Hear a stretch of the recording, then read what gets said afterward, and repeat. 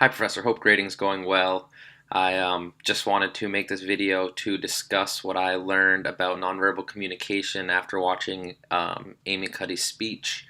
There were many things that I learned, not only about the nature of nonverbals, but also about my own strengths and weaknesses, and had to create the action plan. I'm sure you're familiar with the prompt. You probably wrote it. But I just want to start off by talking about my strengths. So I would say that one of my main strengths is the ability to participate in class. I know that was one thing that Amy Cuddy had talked about. She said that more dominant people or confident people, in the open power position are likely to, raise their hand nice and big and participate in class.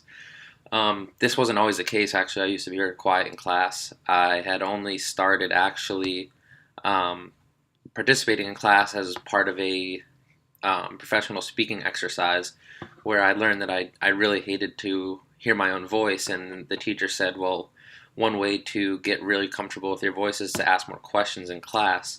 You get to really hear yourself there. And so over time, I started asking more and more questions in class, and it was actually pretty successful. So now I've kind of actually gotten over the fear of public speaking, as well as the ability to, raise my hand in class and feel comfortable asking questions. Um, Another strength I would say with nonverbals is I'm always smiling. I always have like a happy look on my face. I'm never like down in the dumps, and I think that just gives other people the ability to see that I'm confident and happy with the way things are.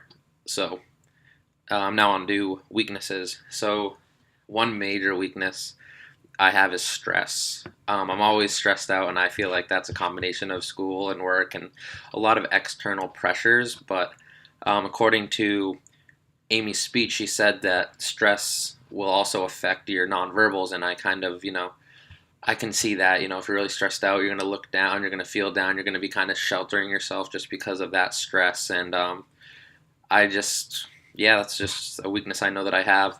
And not exactly, she said things about stress for decision making. I'm not really stressed. Like, I don't make decisions like on a whim in stressful situations.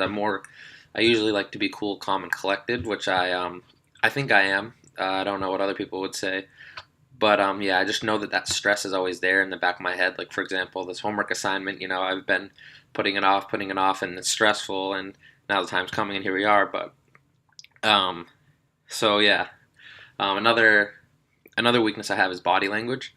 I do quite often sit, kind of closed or covering myself, and I think there's two frames of thought I have here, and that's one, I just was not always confident and outgoing as I am now, so I've kind of conditioned myself to doing that, which I can see being just the way things are.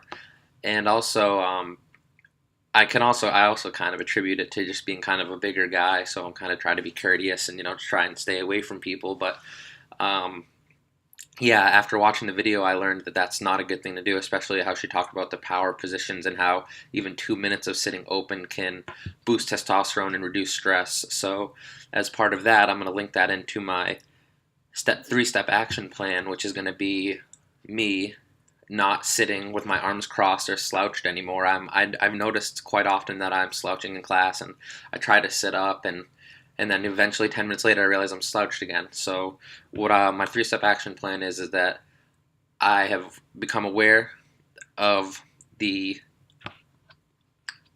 body language, like the physical slouching and crossed arms, and then I'm going to make an active effort every day to really to conquer this. And to do that, I'm gonna every day in class, I'm gonna be aware of what I'm doing. I'm gonna slouch. I'm gonna try and sit with my arms at my side, not crossed. And the main resource I'm going to deploy to better this is my own awareness. I'm going to make a mental note, have it on a tab on my laptop, because people are always looking at their laptops in class. I'm sure it's nothing new, but I'm gonna have it right in front of me, so that says sit square, don't slouch, and don't cross your arms. Um, yeah, so that's what I learned from Amy's speech. Yeah, it was awesome. Really inspiring, especially about how she talked about the car accident and how she powered through. I thought it was a great speech, and one of the main takeaways wasn't fake it until you make it. It was Fake until you become. Thank you.